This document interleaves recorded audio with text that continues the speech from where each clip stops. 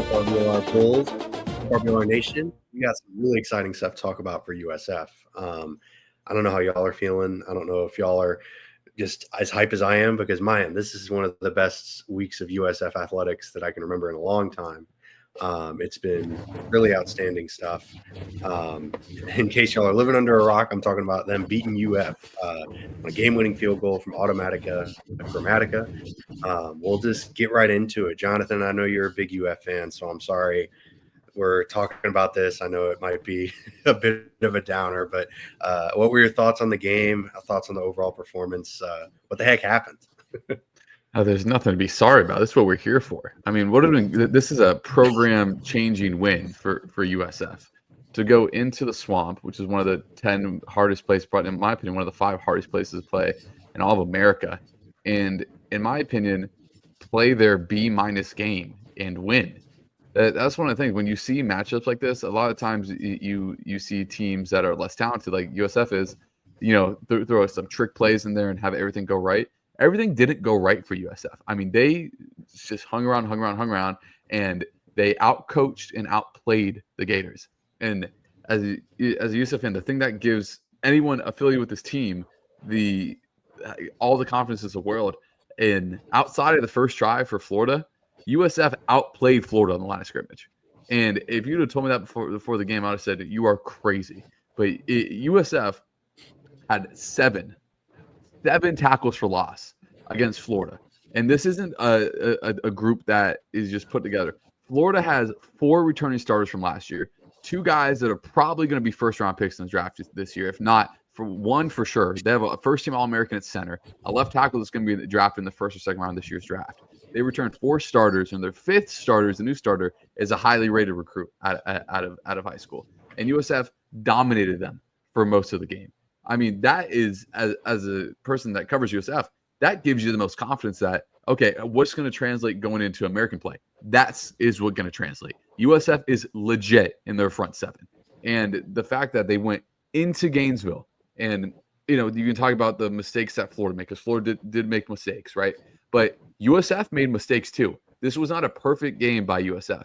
And they played their B- game, in my opinion, and went into the swamp and beat Florida. I mean, it is unbelievable to say that sentence, because, like I said, a lot of times when stuff like this happens, you have a flea flicker, you have all these a pick six, a scoop and score, something like that. USF didn't have any of that. They went out and beat Florida because they outplayed them and outcoached them. Yeah, absolutely, 100%. Yeah, it was a crazy game. DJ Lagway looked unnerved a lot of the time.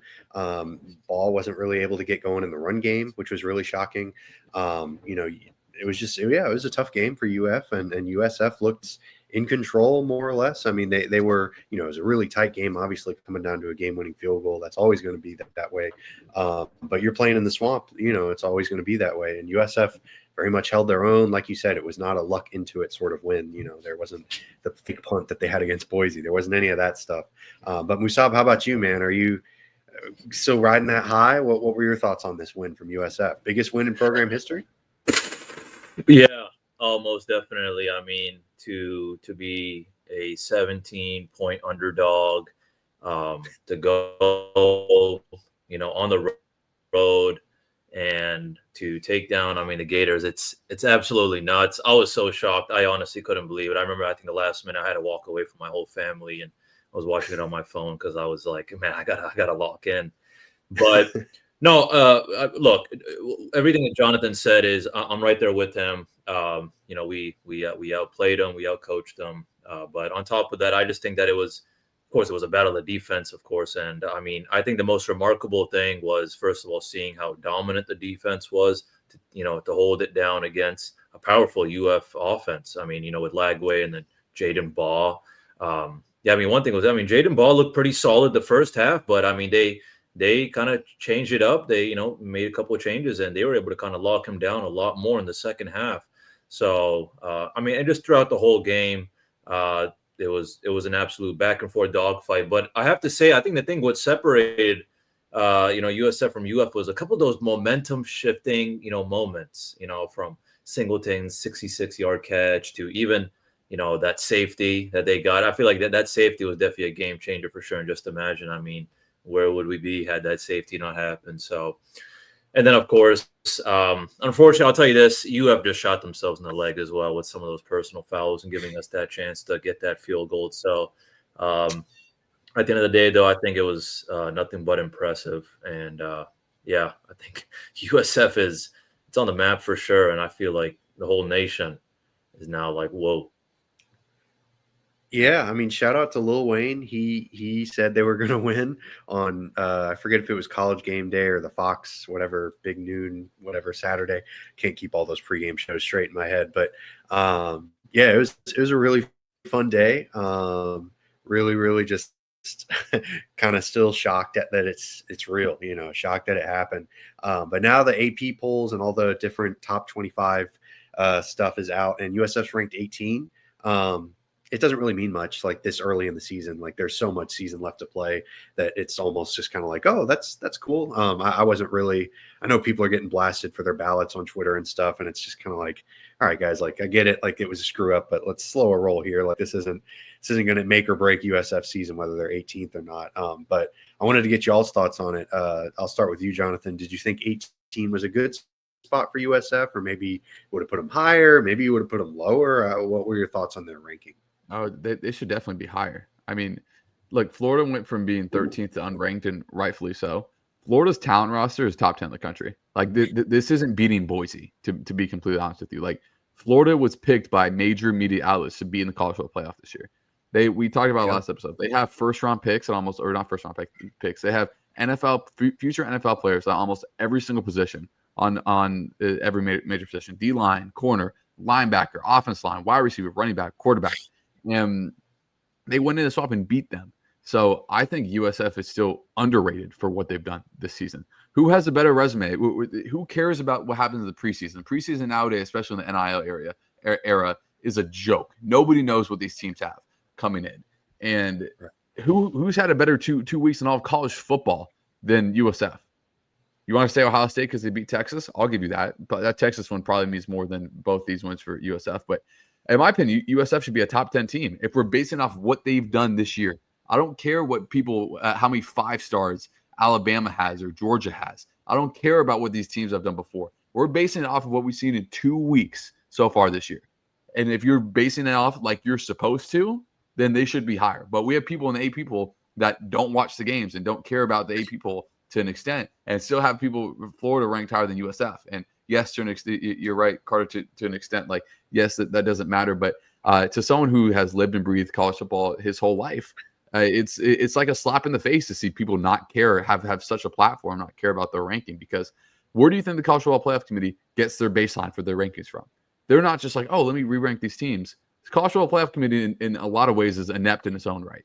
They get their baseline from the AP poll. So, yeah, I think it's kind of disgusting that USF's only 18. They should at minimum be 15. Because, I don't care what happened in the offseason. Those are preseason rankings. Who has had a better 2 weeks than USF? You can name maybe 3 or 4 teams. And one of those teams is Mississippi State, who I bet a lot of people didn't even know beat Arizona State at home this past weekend. So, in that perspective, yes, USF's too low. I would have ranked them at 15th at the very least. Interesting. Yeah, man, and I'm like the biggest. I'm a go Bulls and all that stuff, and I'm kind of sitting here and I'm kind of like, well, I could see them 15, but yeah, top 10. Wow, that's I'm with you though. Like, be hesitant about what USF has done in the first 2 weeks of the season is incredible, and it should not be overstated by it. They could go and lose to Miami by 50 this weekend. It wouldn't matter. Beating Boise State, who was in the college football playoff last year, and dismantling them is huge. Going to Florida, like, yes, do I think Florida beat themselves more than USF kind of won the game to an extent? Yes and no. Like, if you want to blame coaching, who cares? Like, that goes to USF's credit. Like, Alex Goldish is a better coach than Billy Napier, but like snapping the ball over a punter's head from a preseason all SEC long snapper, by the way. This isn't some freshman. This guy was preseason all first team as a long snapper that snapped over his head and all that stuff.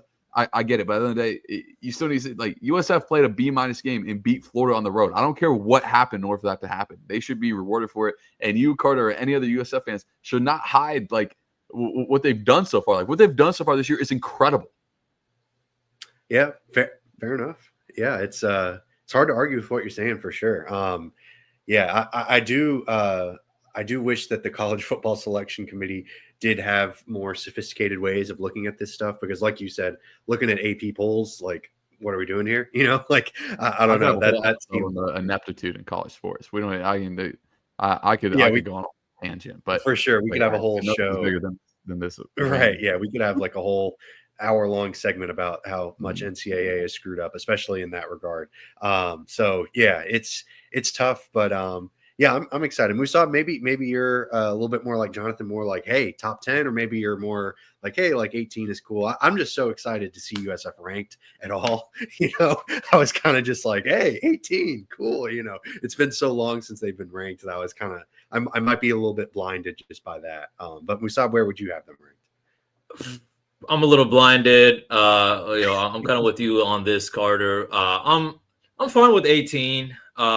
Just because, I mean, you have to look at the other teams and all that, and I just think it's too early. I have to say though, I mean, yeah, the Boise State game, I don't think Boise State's, well, I think we all know it's not the same Boise we know as last year, but yeah, this UF game was definitely big, but I have to see a little bit more, but really kind of get on the high horse, and kind of just start riding the USF wave.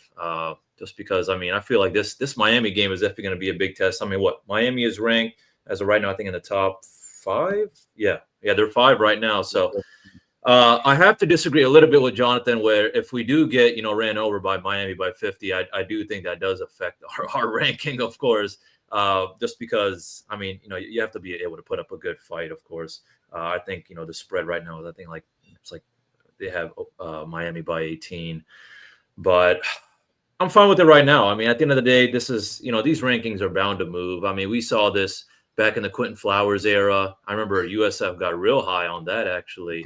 So I need to see a little bit more. I mean, I don't want to kind of just sleep on these other American Conference teams either. We still got a whole season to go. So, but I'm kind of just with you, Carter. Just being in the top 25, looking at these rankings, all these schools we have been seeing in the top 25 for God knows how many years, and then there's that one little guy who's stand out. That little Smurf. Yeah, That's right. Yeah, but and I will say real quick, if it was to Miami by 50, it should 100% tank their ranking. I'm talking about from the fans' perspective. If I'm Carter, who lives and breathes, who's went to USF, all this stuff, like, even if they lost to Miami, if you'd have told me that USF's going 2-1 with Boise, Miami and Florida, yeah. I mean, for sure, you do that 100%. But this is an exercise I like to do. So obviously USF's ranked 18th. I want to ask you guys. Clemson is ranked 12th. And if we're just basing off what we've done this year, Clemson lost at home to LSU. And I'm lower on LSU than a lot of people. They're number 3 in the country. I don't think they're quite that good, but whatever. And then they're down 16-0 to Troy. Like, if we're just basing off these 2 weeks, in what world has Clemson been more impressive than USF? That's the kind of stuff I'm talking about. How I think that even because USF's USF and they're not Power 4 and all this stuff, like, what they've done so far, I think, is still being overshadowed by a lot of these bigger schools that haven't been as impressive that's over them. And, you can say that for a lot of schools. Like, Oklahoma is ranked 13th, and Oklahoma has, just has one of the biggest ones in college football. They played Michigan. Obviously, it's not Oklahoma's show, but, the AP poll is tricky. And, Carl, like you said, it is great that USF is ranked and that they're gaining this national recognition. But, the AP poll should still be giving USF a little bit more love. I think there's always going to be that Power 4 bias. Oh yeah, for sure. Yeah. It's hard to fight that kind of thing, because then, like we were talking about before the show, like I was making jokes like USF's going to lose to Rice or something, and like like you said, Jonathan, right? You can't lose to food. That's right. And like you said, Jonathan, Clemson was losing to Troy. Like, I was looking at that game, I was like, ooh, it'd be kind of cool if Dabo lost to Troy. That'd be hype. But hate Dabo Swinney. But I don't know. It's a really hard balancing act. The AP voters that left USF out entirely, or advanced UF, like, they clearly just weren't paying attention, not really taking it seriously. But I do feel for some of the AP voters that did genuinely take it seriously. Oh, for sure.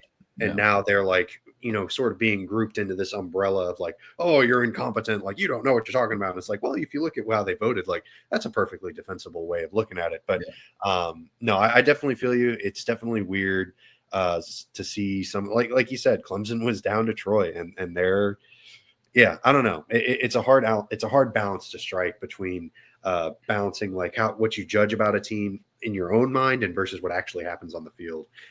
So it's stuff like you saw with the FSU thing a few years ago, like when they went undefeated and then they were left out of the college football playoff. Like I don't know what the right answer is. I'm not. I'm not really sure, but it's definitely a discussion that's going to keep happening as the college football playoffs expand and all that. So yeah, we'll just see how it goes. But I don't know. I wanted to focus on Byron Brown specifically because obviously it's fun to get all the team accolades, but Byron Brown has been playing well. And there's some people that are kind of flirting with him being a Heisman candidate. I don't know if I'd take it that far. He's played really well. There's a long stretch of the season left, but USF as a team, I think, has played so well. Byron Brown has been great, but I don't know that I would maybe vault him into that conversation quite yet. But Musab, maybe you disagree with me. What are your thoughts on Byron Brown's Heisman candidacy, if you can even call it that, frankly? Yeah, I need to see a little bit more. I Yeah. think it's these two USF wins it's been a team effort for sure. I mean, just a handful of guys have just been, stepping up, balling out, and I think, having Byron Brown, as our quarterback, it's a blessing. I mean, he has been balling out. I know, I'm pretty sure RG3 actually also put him down as a Heisman front runner after his week 2 performance. So, I mean, the hype is there, of course, but I still need to see a little bit more. I mean, before we kind of start saying those things, and it's going to be tough, especially after this Miami game, as to how you put a guy who's in the American Conference, Right. matched up with all these other guys, unless he's putting like God numbers out there. You know what I'm saying? Taking down like, University of North Texas or something like 72 zip all by himself. Right. Yeah. I mean, that's what makes it tough. Like, how much do you value a guy putting up really good, solid numbers, like winning games? Don't get me wrong, but they're playing North Texas, they're playing Charlotte, they're playing UTSA. Like, these aren't bad teams, but they're American Conference teams. It's a very different conversation than, what another guy at a bigger university might be doing. Like Garrett Nussmeier at LSU, like if he puts together some good performances moving forward, or even if DJ Lagway bounces back at UF, there's a lot of really talented college football players out there. And I love Byron Brown. He's one of the most explosive athletes in the American Conference for sure. But yeah, the Heisman conversation is always so tough because you're dealing with like first round draft picks, like Jaden Daniels, like a second or third overall pick. Like it's a tough conversation to have. But Jonathan, maybe you disagree with us. Maybe you're higher on Byron Brown. Like Musab and I feel like are the two USF fans, and we're like low on this team. Like, what are we doing? It's kind of weird. But what are your thoughts on Byron Brown's Heisman candidacy? Well, this is where I agree with you guys. Like, Byron Brown is not going to win the Heisman Trophy. I hate to burst anyone's bubble out there. Now, he is still a very, very, very good quarterback. Like, let's not get this mistaken. But if you would have told me coming in this game that Florida's first 2 drives would take 6 minutes and 12 seconds and 8 minutes, and that Byron Brown threw the ball 36 times, I would tell you Florida probably won by at least 2 touchdowns. But that speaks to how efficient Byron Brown was throwing the ball. This is the most passes he's thrown since November of 2 years ago. So Byron Brown was not getting 36. He had 35 one time last year, and obviously he's not some guy that only throws at 14 whatever times. But seeing him at that 35 number and above is rare, because when I think Byron Brown, I think of he's explosive, but he's not the most gifted passer. What I was most impressed with, Florida sits back in these zones, and Byron Brown was more than content with taking the 5-yard hitch routes that turned into 10 yards almost every single time. And that's what I was impressed with. He didn't force it. The one time he took his shot, he hit it. But also when I watched Byron Brown throw, he doesn't have a great ball in that 20 to 30 yard range. Yeah, he had the one deep ball, but he still struggles throwing the ball downfield against the power forward type schools. Like outside of the one time, I say this, outside of the 166-yard touchdown catch or whatever one it is, I get that's kind of outlandish saying that most times you only need one of those in the game.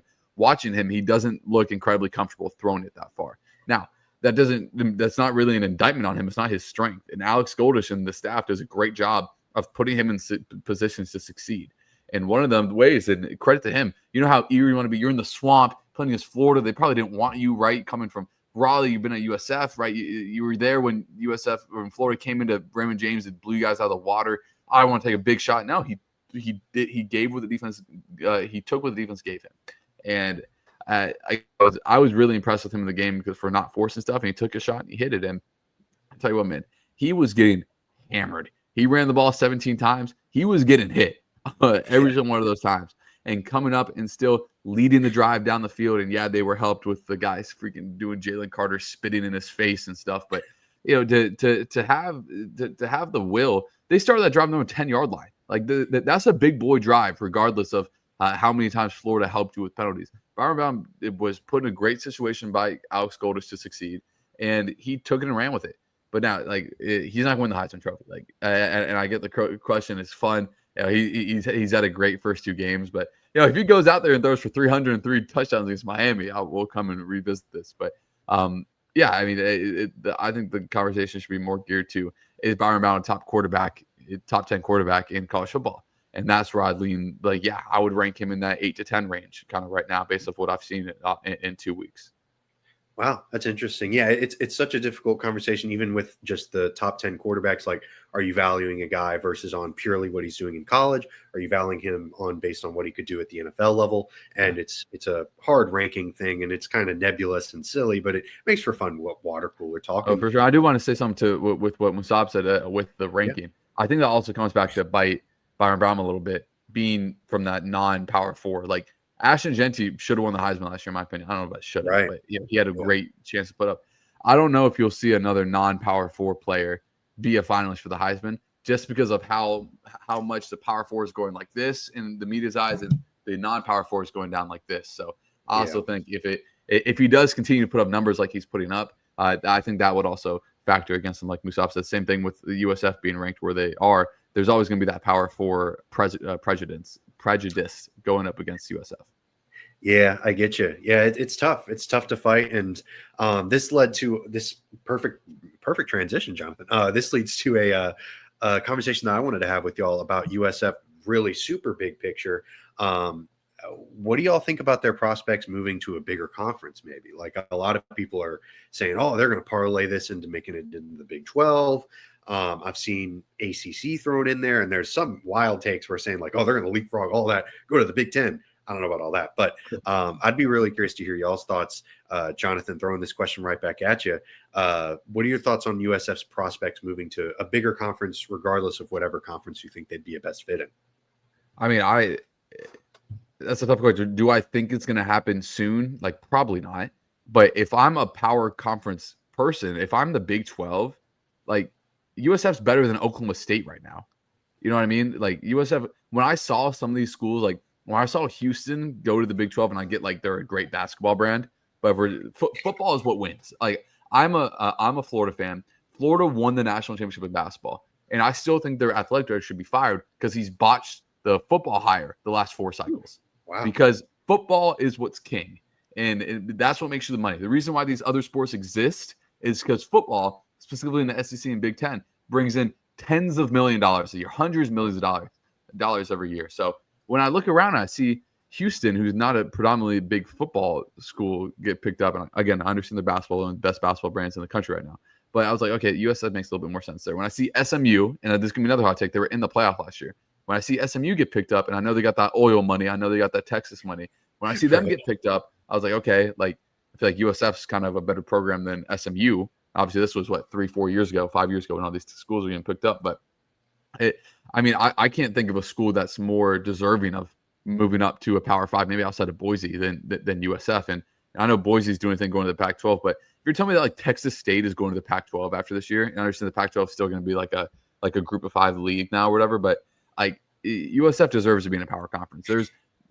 Boise is the only school I would take over USF before this Florida game, even, to go to a power school. And if I'm the ACC, not the ACC because the ACC has like 26 million teams, but if I'm the Big 12, why wouldn't you add USF?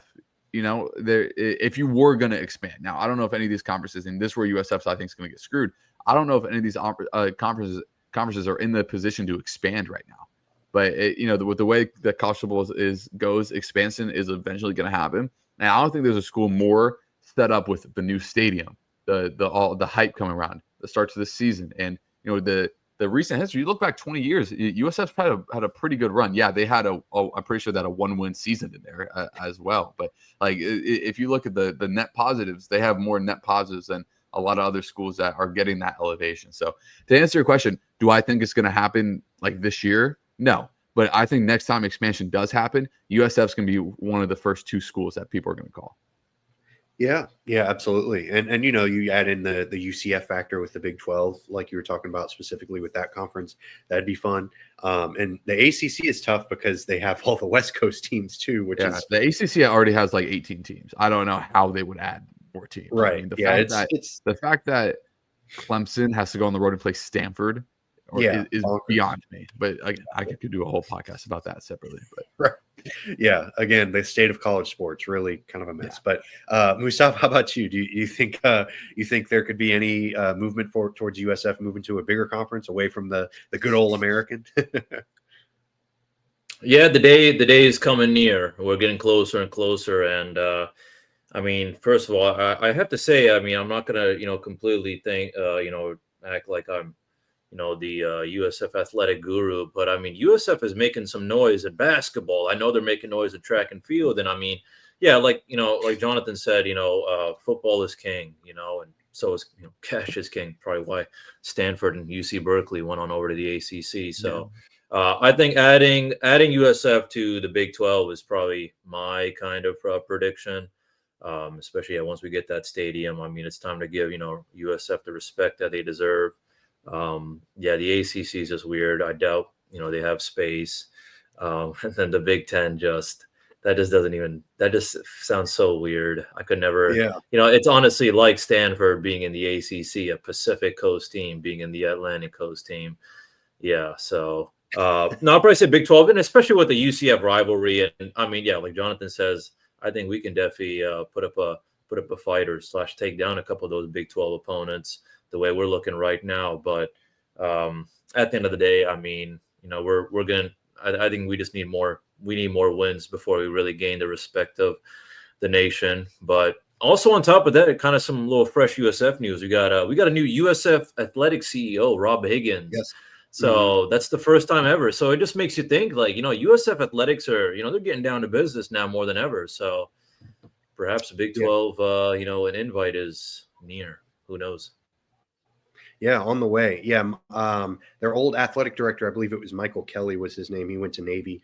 The new hiring of the CEO, it seems to be a resounding yes, like everyone's super excited about this hire. I haven't really read anything that would suggest otherwise.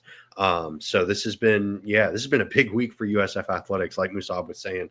Also wanted to shout out, since we're talking USF athletics in general, before we move on to the Miami game, the women's volleyball team also took down FSU this past week. That's huge. Their women's soccer team beats. Exactly. Yeah, it's historic. Yeah. The women's soccer team beat Stetson, not as big, but still really impressive. And the men's soccer team drew against Mercer. So a little bit of a round USF athletic program look, I guess. Some more fun stuff going around with USF athletics for sure.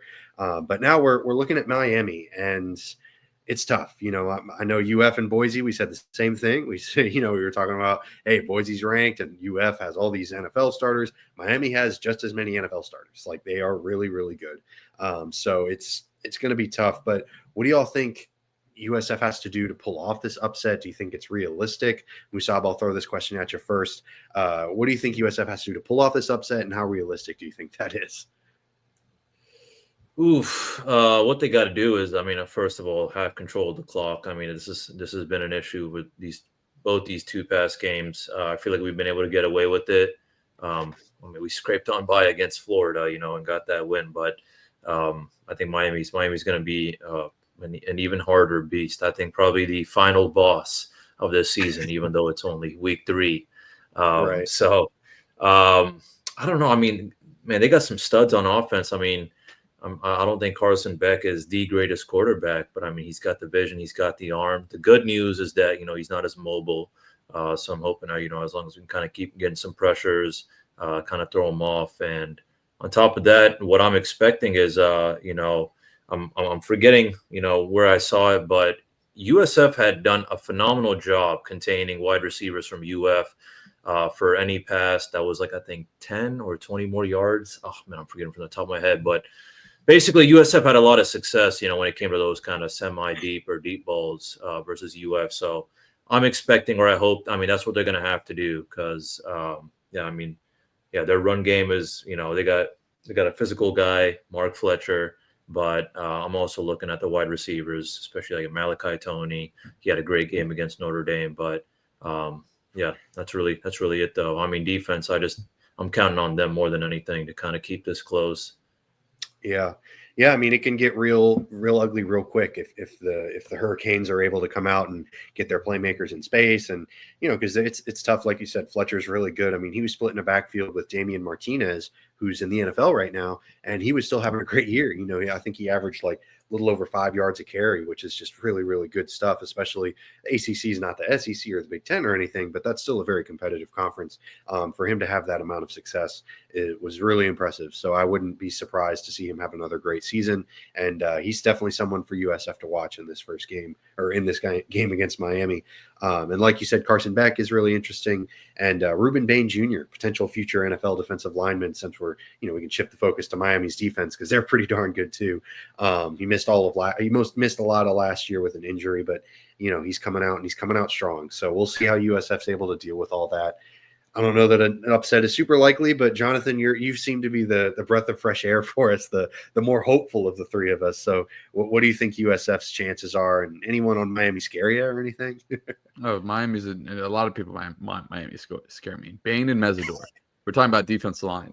You're going to see a lot of Bain. You're going to see a lot of Mesidor because Miami's. We talk about Florida's defense line and how I still think Florida's defense line is really good. That's more of a credit to USF's offense line. Miami's is better. Miami is, I think, legit. I was high on them in the preseason. I picked them over Notre Dame. And I'm going to pick them again here. It's just a lot for USF when they don't have a lot of the depth. Their front end pieces might be really good, but eventually when you get into games like this, you got to count on the depth. And USF's defense has played about as good as you could expect over the first 2 weeks. But, a lot of people don't know. Maybe a lot of people do know. DJ Lagway barely touched a football until about 2 weeks left of fall camp, 3 weeks left of fall camp. And that really hinders a lot of stuff that Florida's able to do. And you could tell that DJ looks rusty. And you could tell that his receivers are dropping balls, miscommunication, all of that. Carson Beck had a similar thing. He tore his UCL in the playoff game or in the SEC championship. And then, obviously Gunnar Stockton did his stuff for Georgia, but he has had more repertoire with his receivers. And I'm just really high on Miami. I think I'm telling you, their D-line is legit. If USF doesn't even have to win to show me positive signs here. If USF is competitive wants to go with Miami, if this is a fourth quarter game, then if I'm a USF fan, that is 100% a check because you look at the rest of the schedule. Not a lot of teams scare you. If I'm being completely honest, if I'm USF, so I said, dude, they're playing with house money last week. They're playing with whatever's above house money this week. They got nothing to lose. And we talked about, USF didn't have to do anything spectacular to beat UF, no fake punt, none of that. They're going to have to do that to beat Miami, in my opinion. You're going to need a pick six. You're going to need a punt return for a touchdown. You're going to need a fake punt. You're going to need something because, Boise was here. Florida was here. Miami's here. Like the Miami, I think, is a bona fide contender. So this will tell us a lot more about USF, how they can handle a big win and go in on the road once again and play a really good Miami team. Yeah, I do think, like you're saying, Miami is the superior team. I do think, although maybe, I don't know, it's sort of one of those weird psychological things. I think Miami's home field advantage is a good bit less than UF's is. Oh, yeah, for sure. But at the same time, like maybe USF was kind of bulletin board material type of thing, using that as a reason to get hyped up. Yeah. So, it's kind of a delicate balance to strike. But yeah, I don't know. I'm not sure that USF's going to be able to pull this one out. But regardless, I'm still super excited to see them go out and do their thing. And regardless of the result, we will be back here next week with another show. We really appreciate y'all for tuning in. We're coming towards the end. Give us a like or subscribe if you liked it, if you enjoyed what you heard, or feel free to, like and subscribe. Even if you didn't like what you heard, maybe you disagree with us, reach out at RBLR Sports or at RBLR Bulls. We'd love to hear from you. But regardless, thank you to my two wonderful co-hosts for making my job incredibly easy. We will see y'all next week. And until then, go Bulls. Go Bulls. Sorry.